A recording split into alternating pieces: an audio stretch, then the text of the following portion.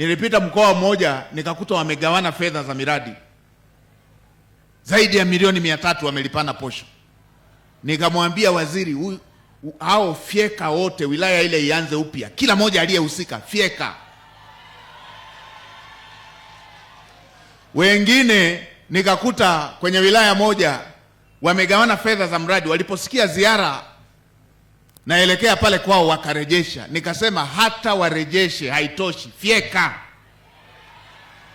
Hatuwezi tukawa tunafanya utaratibu wa kuviziana kwamba wasipotuona tuwaibie, wakituona turejeshe.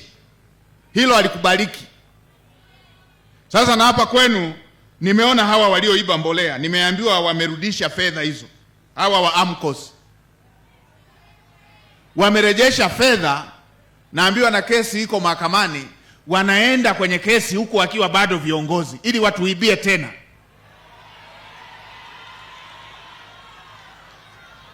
Mrajisi yuko wapi?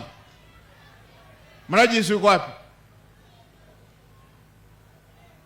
Kwa nini watu walioiba na imethibitika na hiyo fedha wakairudisha, kwa nini mmewaacha waendelee kuwa ofisini? Asante Mheshimiwa Waziri Mkuu. Kwa nini mmewaachia? Hapana, hatujawaachia, tumewaondoa Mheshimiwa Waziri Mkuu.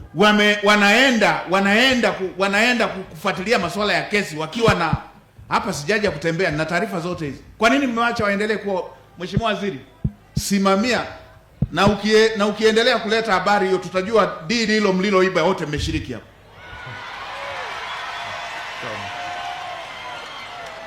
Mheshimiwa Waziri, fuatilia hawa watu wasikae wiki nzima ofisini.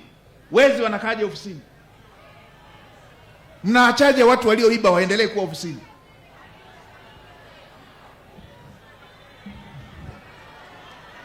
Mnasema hatua iliyochukuliwa, fedha zimerudishwa. Wameiba ndio, fedha zimerudishwa. Tusingewaona wangerudishaje? Sitaki kuongelea zaidi kwa sababu liko mahakamani, lakini hawa hawastahili kuwa ofisini. Mheshimiwa Waziri, waondoeni haraka.